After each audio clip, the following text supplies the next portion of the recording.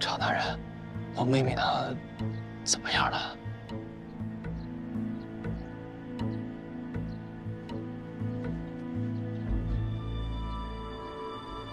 文生，我们出去说。没事啊。大人，我妹妹她还有救吗？文生，我也不瞒你了，你妹妹的病已经深入骨髓，可能也就剩1个多月的光景了吧。事到如今，好多事情还是要及早准备。像我们这种人家，没什么能置办的了。这些年给小妹治病，家里的积蓄早都花光了。我知道，我就给你准备了。你看，大人，您这是何意啊？前日我去定邑侯府请安，到了我才知道，侯府的3公子啊得了不治之症，已经不幸夭亡了。年纪轻轻的也没有娶妻，老夫人的意思啊，让我给她配个好姑娘。我想来想去，你妹妹最合适。要给小妹配伤？你妹妹命好，咱们普通人家的姑娘，死了还能配上侯府的少爷，有福啊！侯府说了，这些只是定银，配伤成功了，入殓下葬，他们侯府都包办了。日后你还可以再拿上一笔银子。只要是对小妹没坏处，那也不是不可以。哎，文生，这个钱你拿着。不过，侯府也有个条件，3公子明日虚实入葬，所以你家小妹也要赶那个时辰啊。可小妹她还没死啊！不是大人，您刚刚不是还说小妹还有1个月的光景吗？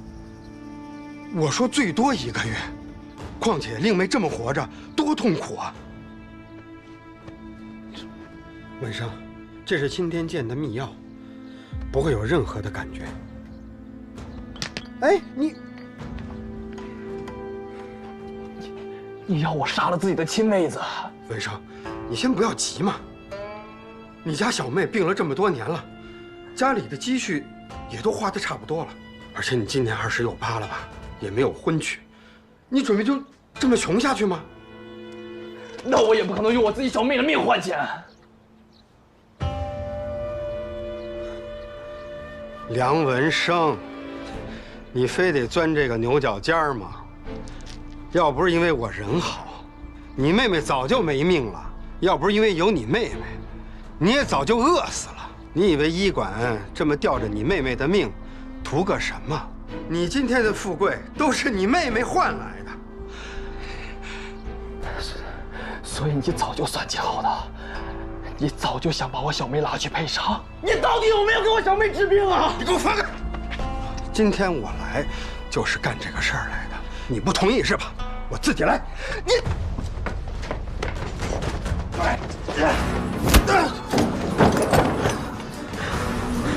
刘卫生，侯府看着你们家梁小银，是你们家祖坟上马路停银，你不是抬举你。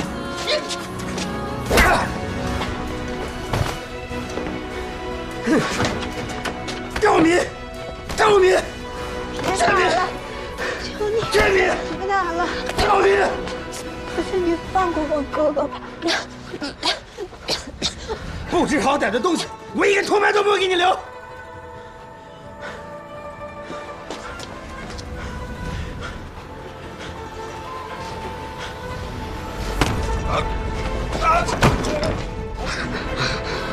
你是谁？你是谁？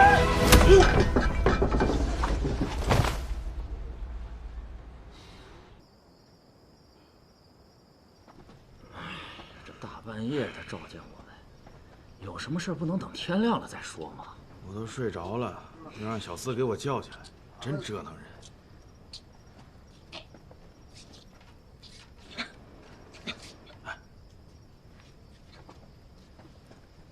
大人。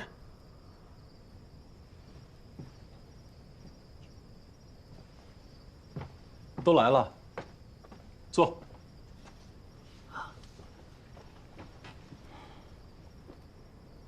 诸位，知道他是谁吗？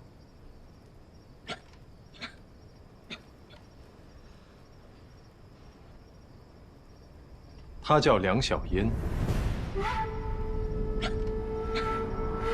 梁姑娘虽已身患成科，但并非药石无医，却有人逼她喝下毒药，这是为什么？梁小烟无法左右自己的死期，但对于有心之人来说，早一天晚一天，却有着天壤之别。石雷，把人带上来。老实点。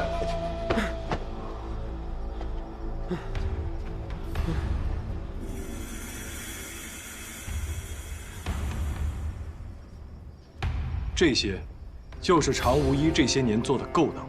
他借着医馆做掩护，以救治病患为由，实则暗中寻找病重垂危的女子，逼其为王公贵族配伤，致其殒命。若不是大人今日派人及时来救，小人和舍妹这会儿怕是已经死了。配阴婚，还要择吉日下葬。你以为可以瞒天过海吗？闵世宁，常无医他什么都招了，你还有什么话要说？大人，小哥知错，小哥知错，小哥知错，小哥知错。世宁常无医，其心可诛，罪恶滔天。即日起，革职查办。大人，大人，大人，都是他让我这么干的。大人是他，是常无医让我干的。主意，大人是他。大人饶命！大人，大人饶命啊！大人，大人饶命啊！大人，大人。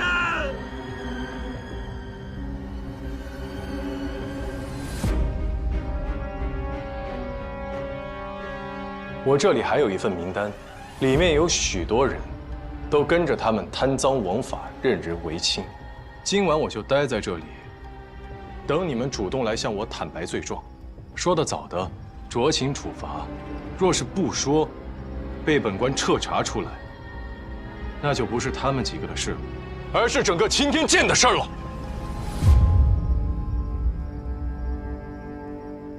大人，下官有失禀报，请大人明鉴。大人，下官也有失禀报，请大人先听我讲。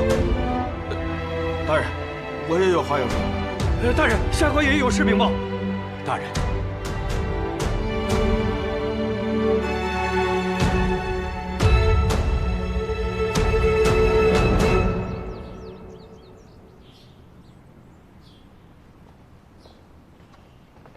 二公子，先生，我刚去见了侯爷。我本想去登门贺喜，没想到在这儿遇上了先生，正好，直接给你吧。多谢二公子。先生如今是越来越得我爹信任了，现在又有了官身，只怕以后我离先生的距离是越来越远了。先生，下一步我该怎么做？我今日前来，正要找你说此事。兵部近日广发征兵令，我想让你从军。从军？没错，想要超过庄知府，就要另辟蹊径，做他做不到的事。你必须在军营历练一番，未来才会有翻天覆地的变化。但就算我决定要去，恐怕我爹也不会同意。那就去求他，一次不行就求2次，2次不行就3次，求到他同意为止。关键是要让他看到你的决心。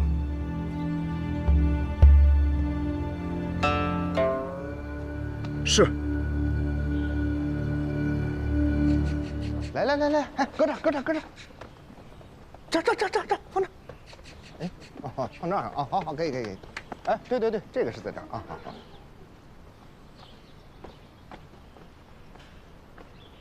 呦，大人，石雷，你先去忙吧。好。现在才回来，你说的那些钉子都清理干净了？恭喜大人！师傅，你老是大人大人的叫，我到现在还没习惯呢。你得习惯，以后啊，这里里外外说话做事别漏了底，做戏得做全套。知道了，高管家。那就请大人再给我涨点月钱呗。这还要问我要啊？这里上上下下都归你打理了。那你说我打理的是不是很好？小海，这里是你家，怎么说我也得让你住得更安心一些。多谢师傅，但这不是我家。好，好，好，你就把这儿当成我的家，是你歇脚的地方，行了吧？小海，只要有亲人朋友在一起，在哪里，哪里就是家。走走走，今晚好好喝一杯。走，还可口吧？不错。我特意安排后厨给你做的。给我们石雷吃点核桃补补脑。那你得多吃点。师傅，这虾不错。可以吧？喜欢多吃点。现在小海在，我相信金殿剑肯定会变成原来的样子。来，咱们喝了这杯晋升酒，祝你高升高升再高升。多谢，恭喜恭喜！哎，那咱们是不是可以直接参平津侯一本，然后再参曹敬贤一本，把他们恶行全告诉皇上？哎，不是问题。行了，参多少本都没有用，这些奏本根本就递不上去，只会暴露我自己。你听见没有？说你们。这以后啊，还得再谨慎一些，绝对不可以口无遮拦，听见没？都记住了。府中一应事务我已安排妥当，往后啊，石雷便是府中的护院，官封是药郎，家丁丫鬟都身家清白，放心好了。还是高管家安排妥当啊。这不都是托臧大人的福吗？来来来，谢大人。好啊，你们都学会拿我寻开心了。来，再快吃菜吧，都凉了。尝尝这个，尝尝这个。大人，看着这个就。见到一位姓香的小姐送上拜帖，现在人就在门口，还带了许多东西。哎，有东西？什么东西啊？这才搬进来几天呀，香老板就亲自登门，这可给足臧大人面子了。小海，那香老板现在算自己人了吧？哎，这带什么东西了？你哎，赶紧让他进来，快快快！这香老板可厉害了，你别让人家久等了呀。行了，我去接他进来。记住啊，不该说的话千万不要说。别说话。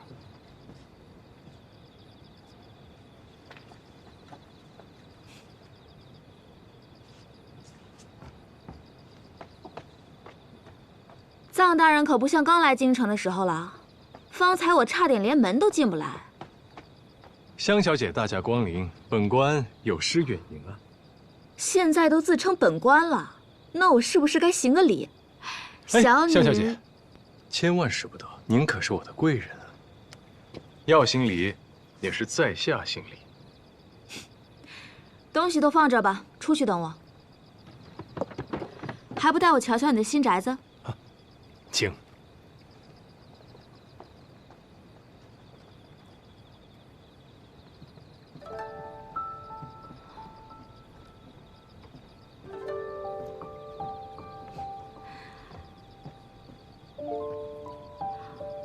臧大人，你这儿可好得很啊！平津侯真是爱重你。跟香小姐的枕楼可比不了啊。这天井虽比我那儿小得多，倒也挺雅致的。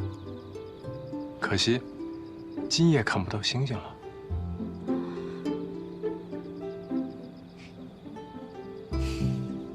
怎么感觉他跟回自己家似的？这宅子我都没好好逛过呢。哎，你就一点没看出什么来？看出什么来？哎，你俩别在这打哑谜了。赶紧看看送的贺礼是什么，能不能收？快去！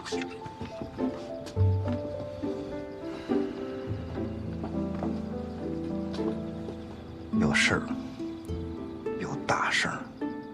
你能跟楚怀民在天象上掰腕子，现在想想，那日你在船上教我看星星，都不是瞎编的。你还真能未卜先知啊！不过是些古人的经验之谈罢了。若是楚怀民在抬头看天之余，也能低头看看地上，常怀一颗敬畏之心，那他也不至于输得这么惨。他的本事也不都是虚的，只是没能守住做人的那颗心。你还真是个好人呐！那以你的看舆本领，岂不是事事都能逢凶化吉？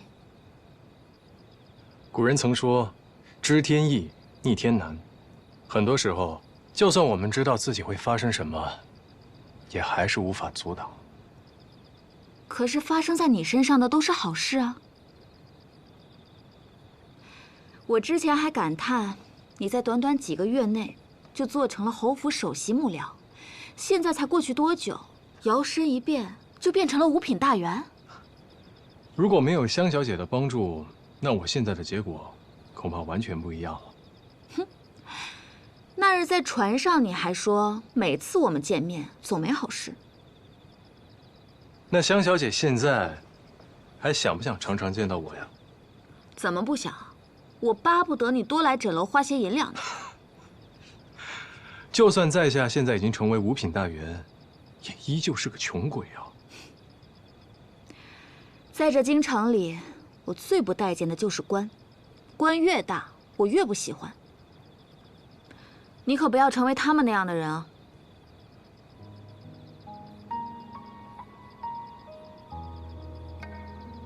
怎么，要发官威了？香小姐说的，让我想起了一些话。什么话？有人曾经跟我说过，当了官，坐上马车，就会懒得走路，就再也下不来了。听着有些道理，不会是你自己说的吧？嗯。谢谢香小姐提醒，藏海谨记。你还挺听话的。今日不知香小姐前来，招待不周，不如回园中一起喝一杯。跟他们喝酒没意思。你若是想喝酒，以后来八珍阁找我。我今日前来，除了祝贺你上任，还有件事想问你。请讲。那日在船上，你有没有什么话想对我说？香小姐眉若细柳，眼似星河，这个不是寻常女子可以比拟的。那我问你，你想不想常常见到我？嗯？回答不上来了。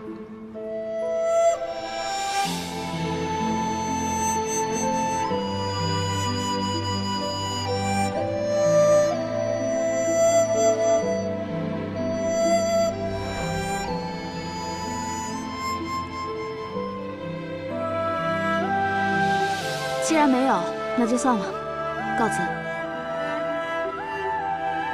香小姐，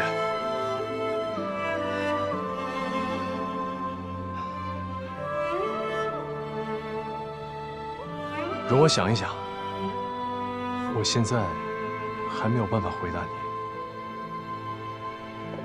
这得多少钱啊？看看这小萝卜须正常。什么萝卜胡说八道，这是人参。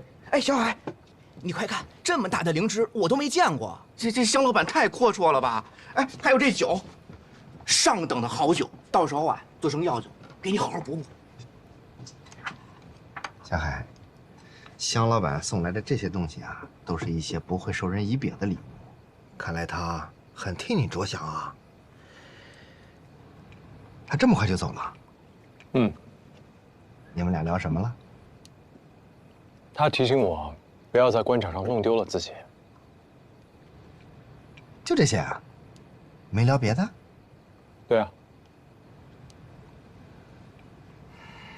完了，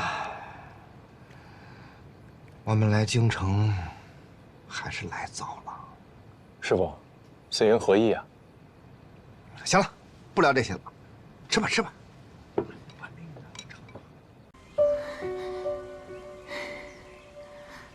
保佑阿娘的病快点好起来。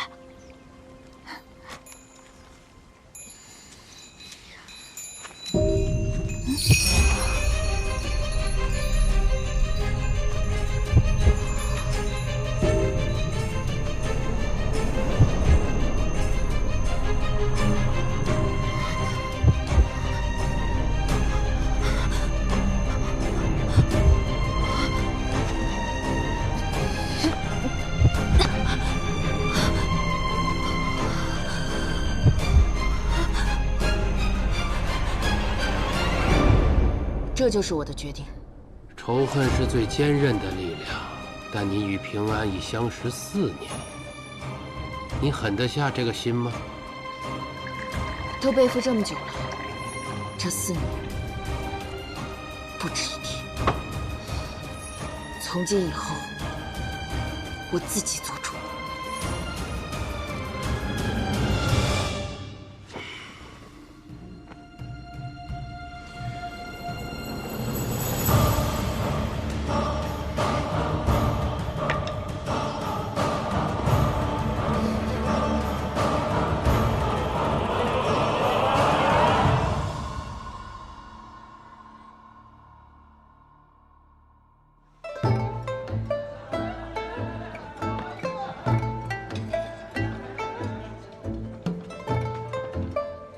兄长，我先敬你一杯。嗯。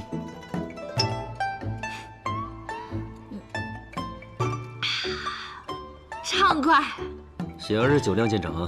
那还不是跟兄长学的。一个人在外面可别这么喝。兄长放心。哎呀，你可来了，快坐快坐。这菜凉了就不好吃了。今日特地给你选了桂花酒，不错吧？还是跟着你有口福啊？那是当然。听说你去面圣，圣上却不肯见你。贤儿，你常跟在圣上身边，在你看来，圣上为何不见我？要么是你做错了事，犯了圣上忌讳，要么就是圣上对你所求之事了然于心，却不想理会。若是后者，就算是你让我去游说，也是徒劳。跟我猜的差不多。你去面圣，所谓何事？本来是想求圣上允我冲查一桩旧案。什么案子？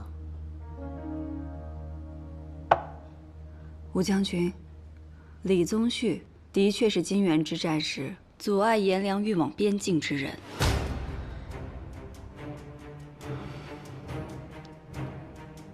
5年前，他为了一己私欲，可以葬送百姓与将士的性命。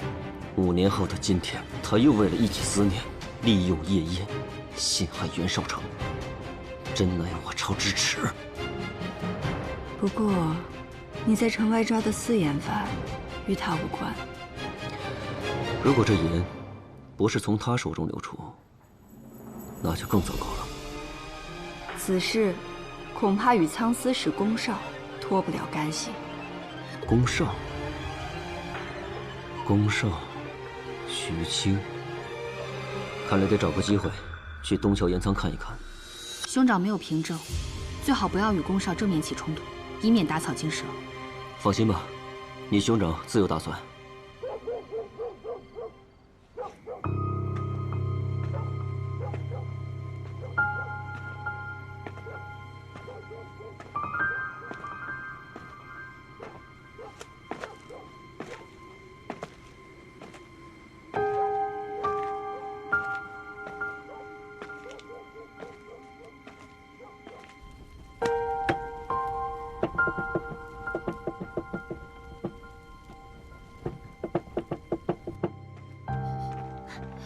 平安回来了啊！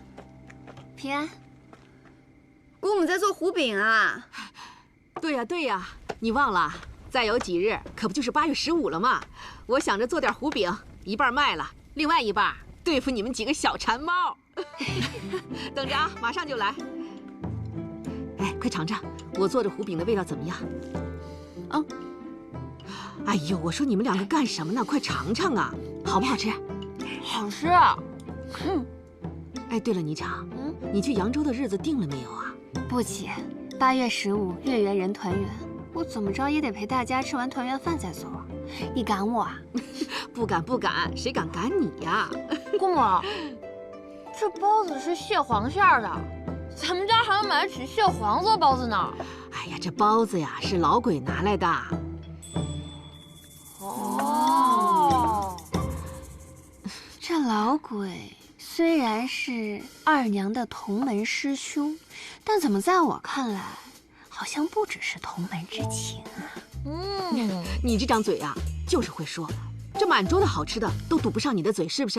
来来来，我喂你啊，这糊饼啊，可就你一个人没吃。来来来，尝尝。太大了，哎呀，你尝尝，吃。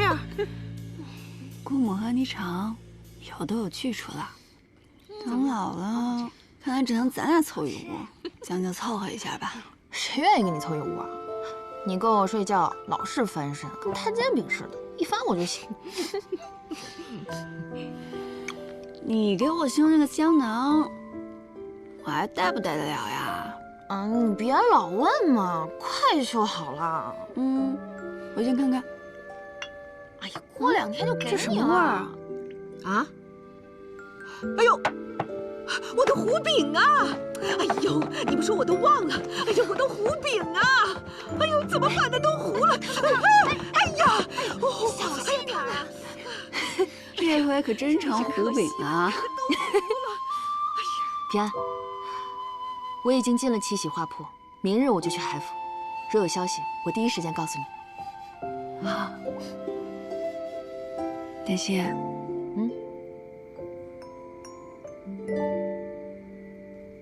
小心点。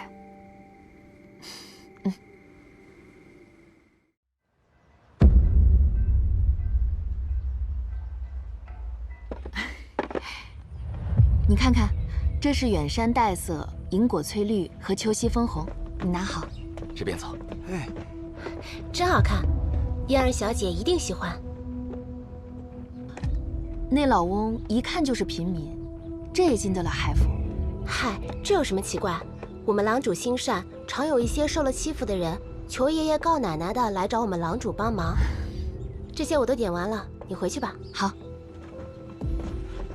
郎主。有好消息，按你之前的吩咐，在通泉县要找的人，找到了。过来吧。拜见官爷。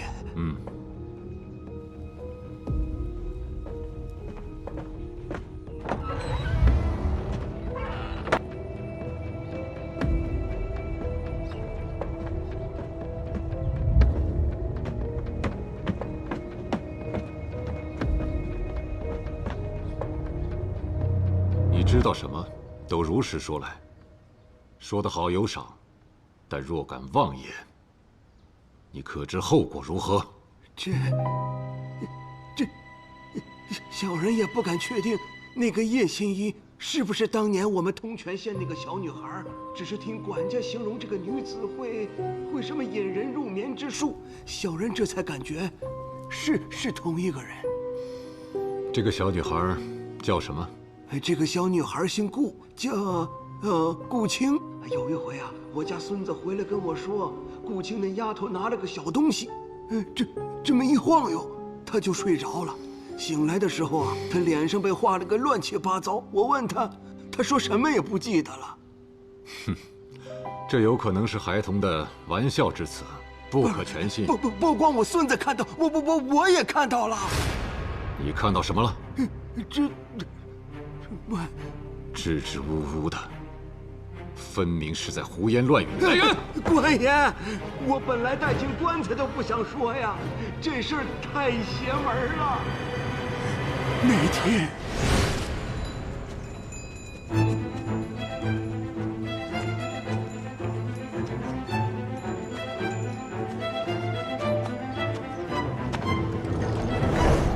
那时候啊，顾青这丫头还小。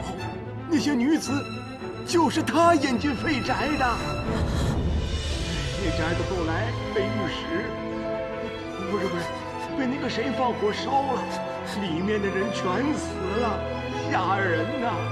从那之后，顾青一家子就消失了。官爷，你说这事儿邪不邪乎啊？嗯，你讲得很精彩。去找管家领赏吧。谢谢官爷，谢谢官爷，谢谢官爷。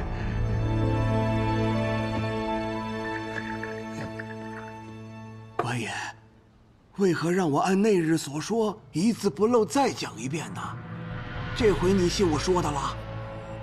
我可是亲眼看见顾青那丫头引女子入眠的。嗯，知道了。去吧。小人告退了啊。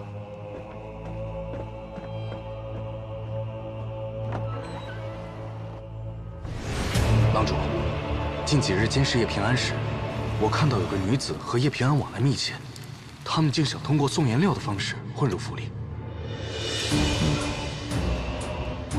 干得好！既然他想进府，明日让他把颜料送过来，我就还他一份大恩。请放心，我欲将徐晴调离圣都，他们无法查下去。对于叶平安，你打算怎么做？度良、李宗旭之所以会输给叶平安，就是因为他们没有一个人找到叶平安真正的弱点，而我找到了。其实最可怕的并不是敌人，而是朝夕相处的朋友。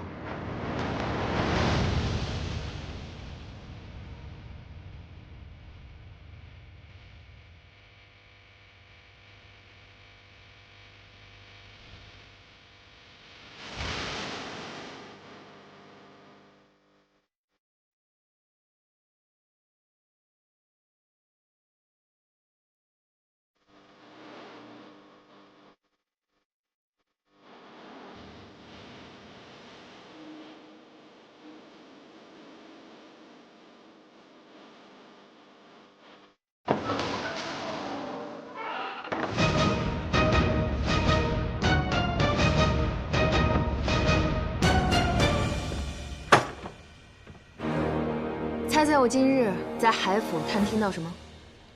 探听到什么？兴致这么高？也没什么要紧的，想来是海一平发现了我在偷听，故意找了个骗子在我面前演了一场戏。那骗子说自己是通泉县人，还说他认识你。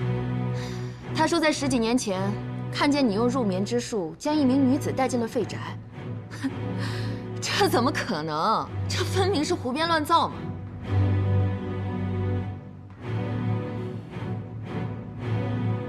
而且你明明姓叶，他却编了个顾青的名字。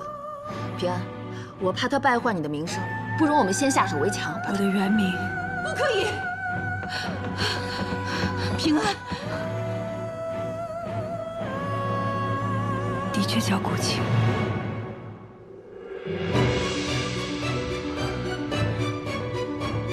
你方才说的都是真的，我骗了你们，一直在骗你们。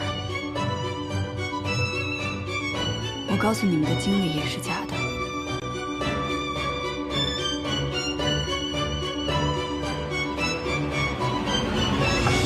不，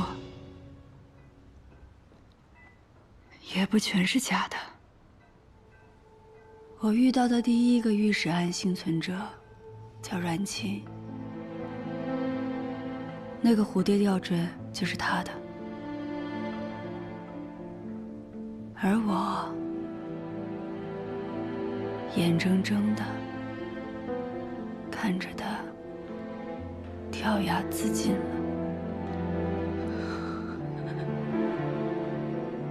当年度良和郑源看我年幼哄骗我，让我用入眠之术，陆续将3名女子带入了废宅。那时我只是个孩子，没有人会对我抱有戒心。顾母，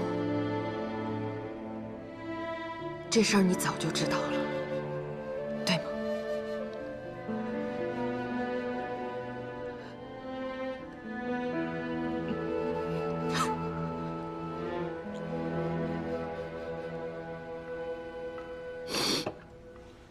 我终于明白，为什么你点着凝神香，却仍夜夜难眠。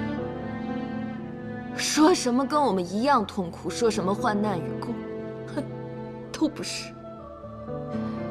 你只是为了赎罪罢了。当你一发现我们这些幸存者，就拼命抓住这个唯一能让你赎罪的机会。是。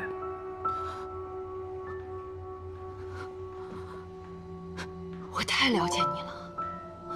这些年你日日被愧疚折磨，所以你想尽办法弥补过去的一切，良心才能获得片刻安宁。你心机重重，你利用我们不过是做你赎罪的利刃。是。你知道吗？如果不是你，有些女孩子就不用死，她们可以和家人安度余生。如果不是你，度良也不会那么肆无忌惮地诱拐更多人。你听过那些女孩子被烧死时的惨叫声吗？叶平安是个罪人。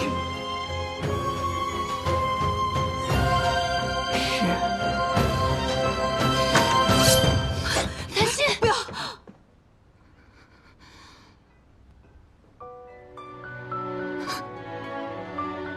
你巴不得死掉是吧？你觉得死了就能抹平所有罪孽，就能逃脱所有的折磨？可惜，我不会让你那么轻易解脱。一直以来，我最信任的就是你。你做什么我从不质疑，你说什么我第一个去执行。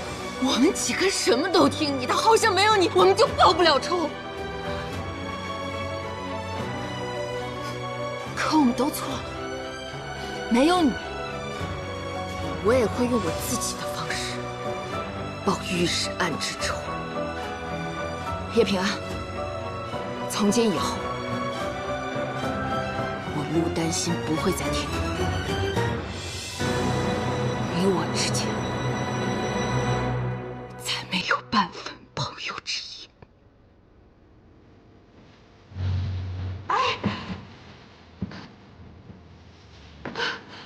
丹心，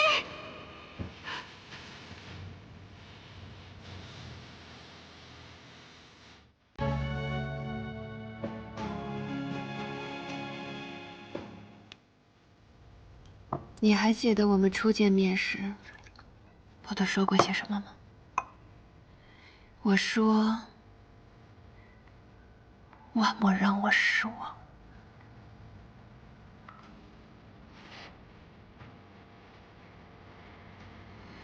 你确实有本事，我很欣赏。所以郑源死后，我也愿意追随，为你所用。我本以为我们历经种种，早已成为姐妹，可没想到，你连自己人也骗。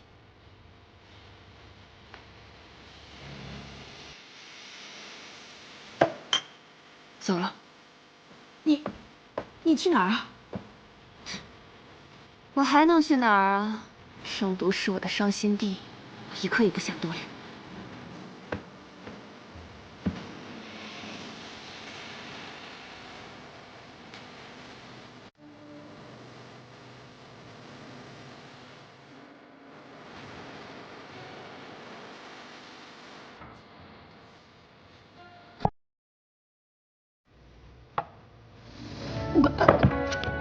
平安，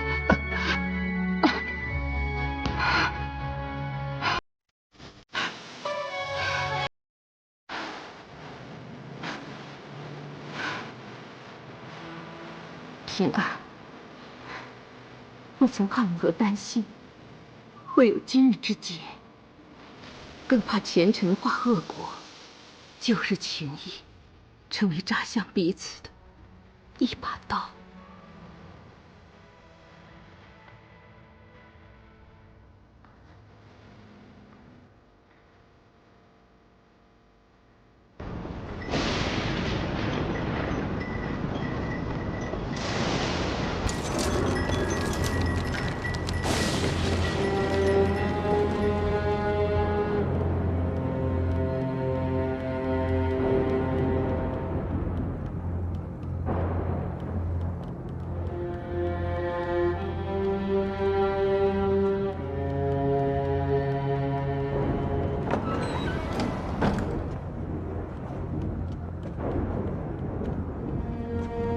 担心？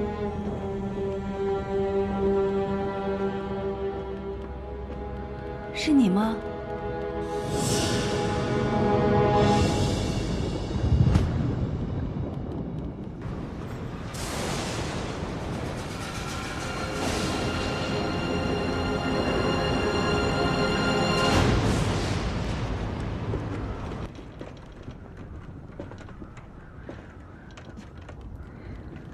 袁少卿自从跟了海尚书，这形势越发让人难以琢磨了。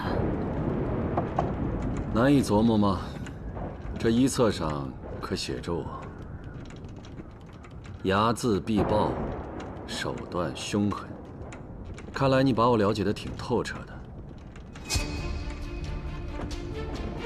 你到底想怎么样？暗中调查官员，图谋不轨。自然是将你带回大理寺内关押起来，将我关进大理寺，让海一平碰不到我。你认为这就是在保护我了吗？自然不是。海尚书让我盯你盯得紧点儿，而我呢，也不过是给自己邀份功劳罢了。那我再送你个更大的功劳。若我猜的不错，你担心的星子已经去刺杀你的海公了。为什么要告诉我这个？因为海一平知道御史案的始末，还不能死。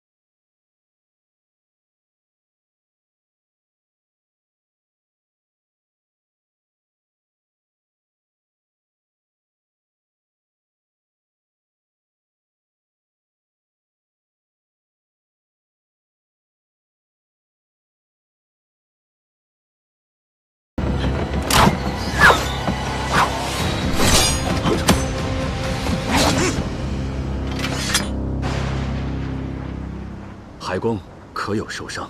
没事。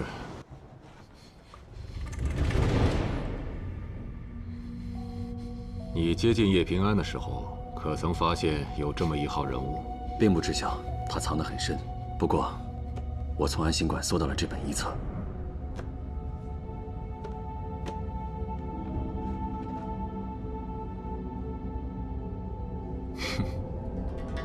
他把我们的底细倒是摸了个干净。你见到叶平安了？是，方才从延庆坊回来的路上，恰巧碰上。好在，他并未对我生疑。他跟你说什么了？他跟我说，让我阻止此女行刺你。现如今只有你知道这旧案的内情，你看要不要？我将此女还有叶平安一并拉到大理寺内关押。你不用管了。至于芒沟人去修建天圣塔一事，我会和江作监交涉的，你就把心放在肚子里吧。学生谢过老师。更深露重也快宵禁了，早点歇着吧。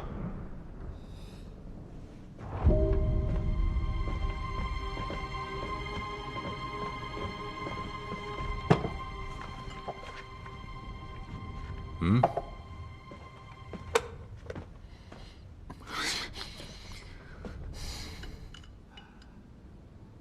卢春巷有一家叫徽记素面，记得我刚当官的时候，见到有小吏说徽记的老伯做的面条里头有老鼠屎。其实他们就是想讹诈商贩的宝钱，拿不出钱来就有牢狱之灾。我赶走小吏后，每次路过，老伯必会为我准备上一碗热腾腾的面，这一碗面一吃就是20年。他提醒着我，权力对于老百姓来说意味着什么。一个小小的举动，就可能是压垮他们的山，也可能是救活他们的水。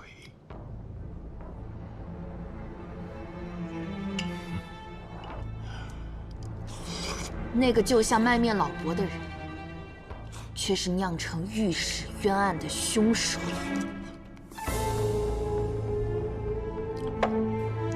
这些年，我帮助过多少平民百姓？你们为什么偏偏就这一件旧案不放？那于钱呢？他可是你的多年好友，你就这么眼睁睁地看着他含冤入狱，全家惨死？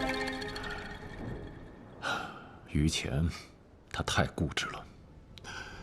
我一再劝他不要再管，可是他却一意孤行。那你就可以捏造证据，构陷于他吗？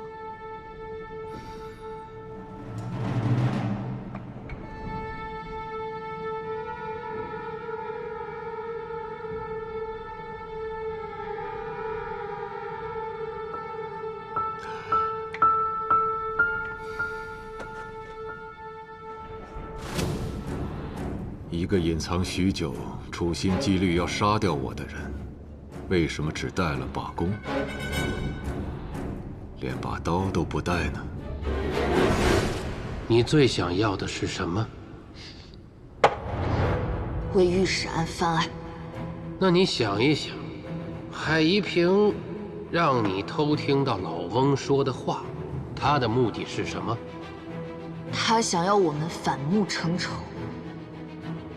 他想利用我杀叶平安，那我便假意行刺，落入他手中。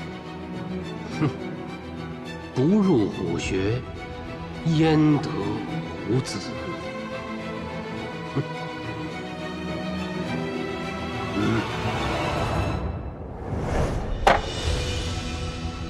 那不过是我一时轻敌罢了。不。你们对我调查的这么详细，可你不在我外出时设伏，偏偏要来我府上冒险。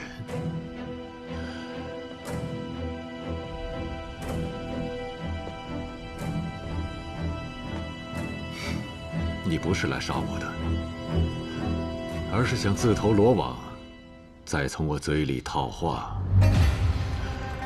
可笑的是，叶平安真还以为你要刺杀我，竟然想阻止你。你不用跟我提他，我和他本来就不是一路人。叶平安有一点和我是一样的，就是太想抹去自己在御史案中留下的污点。至于你们，他不在乎。海尚书不会以为只凭3言2语就能把我绕进去吧？来人呐，给他松绑。是。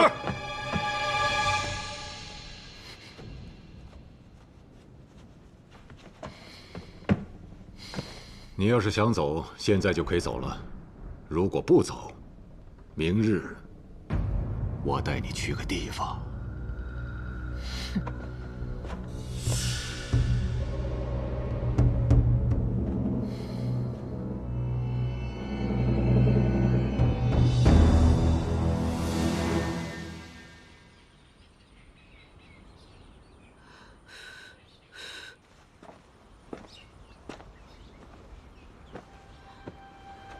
怎么坐这儿啊？屋外凉，回屋坐吧。你要去哪儿啊？我打听到徐庆要被调到地方州县了，调令是立不下的，多半与海一平有关。我想趁他离开圣都之前再去打探一番，看看能发现什么。担心呢，他一直把你视作最信任的人，真相对他来说太残酷了，我怕他做傻事。他需要点时间平复，我会找他聊聊的。你自己也要小心些。另外，海一平是如何得知你的过往，我们要想办法查清楚。好，快进去吧。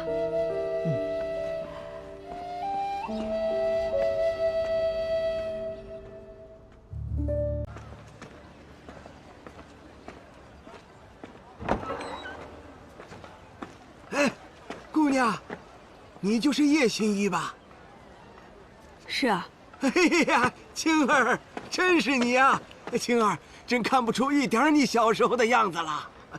你是？我，朱老三，朱大长，我们家小孙子朱元宝小时候和你一起玩泥巴那个。我想起来了，你来圣都了。我有事，我先去忙了。哎，别着急走啊！我在城边支了个茶摊，咱去叙叙旧。哎，走，不远，就在拐弯处。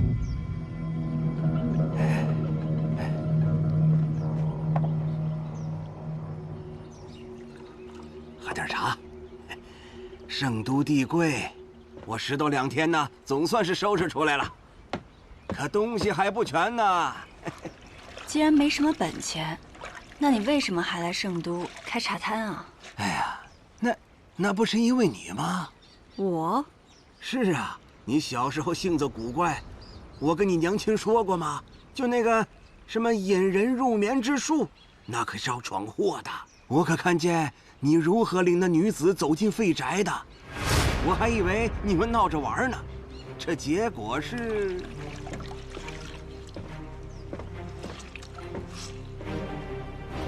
原来是你把这事传出去的呀？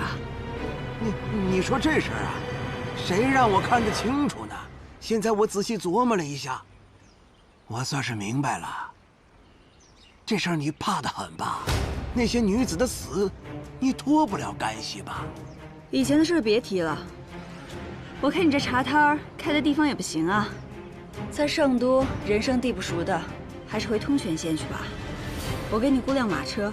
回去可以呀，我孙子大了，早就该娶媳妇儿。可这县里未出阁的姑娘，就嫌他是个卖大肠的穷小子，难办呐。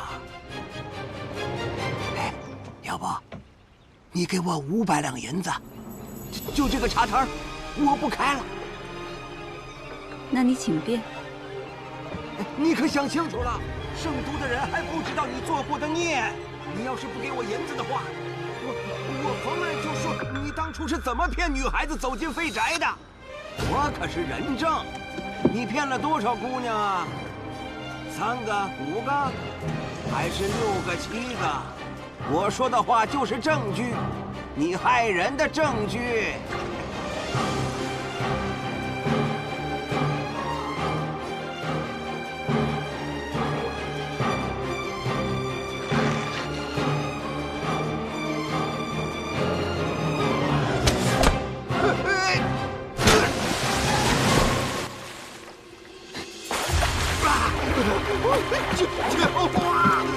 抓住我！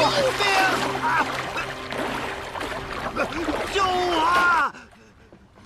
这里可是一个人都没有，失足落水，没人会怀疑的。面对旧日的罪孽，你猜他会怎么做？我了解他，他不会。救命啊！江湖。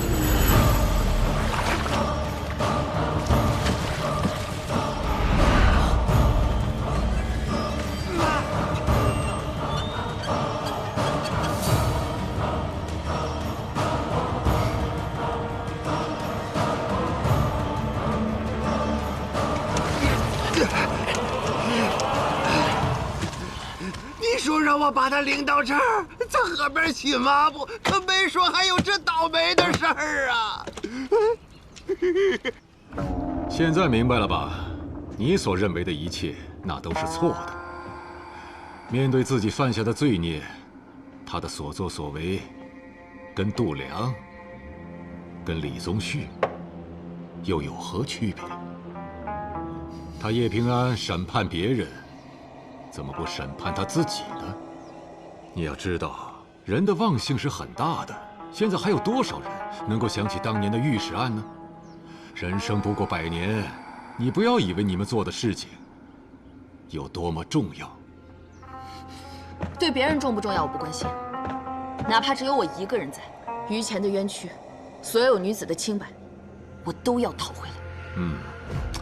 其实你心中之所愿未必不能够达成，你只要给我一样东西，我可以给你最想要得到的结果。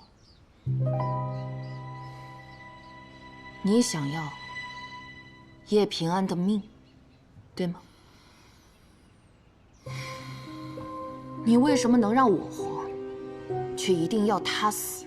战国的时候，公叔痤在病重前向魏惠王谏言，不用商鞅，则杀之。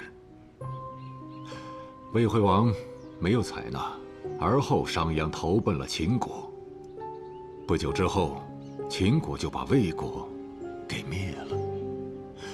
所以说，非常人者便有非常的命数，即使根本没有御史案，他唯有可用，为敌则不可留。那你又能给我什么？难道你还能带我去给御史案翻案不成？有何不可？我问你，你能够说出我和御史案到底有什么干系吗？我可以给于前和那些受害女子们翻案，还能给李宗旭等人定罪。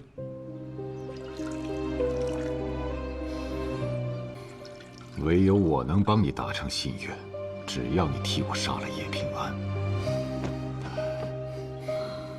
你打算怎么翻案？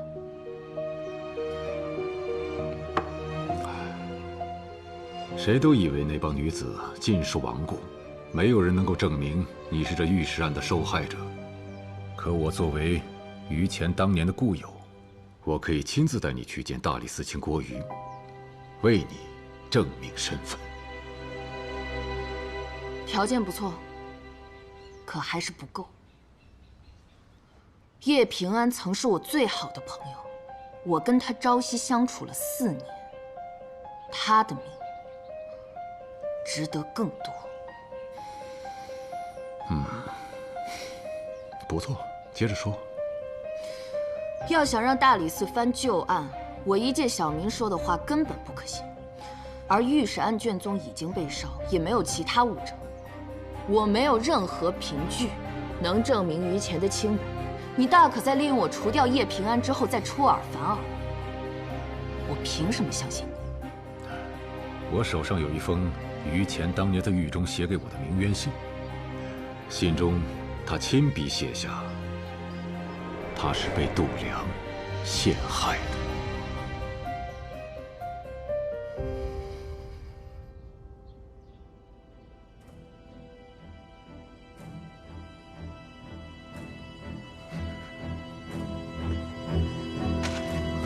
这是于前的笔迹，我没有诓你。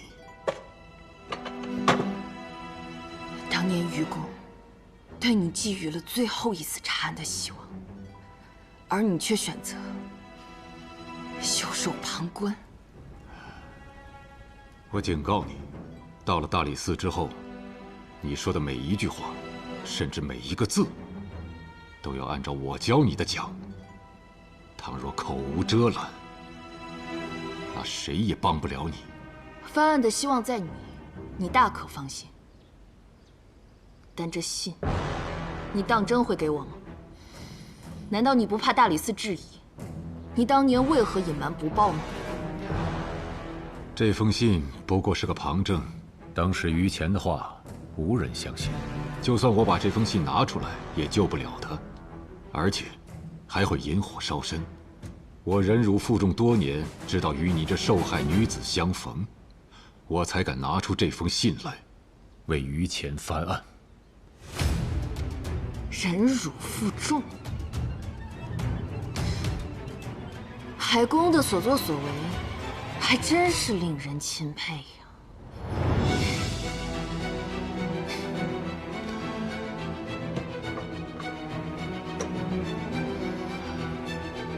在你兑现承诺之后，这个盒子我一定会给你。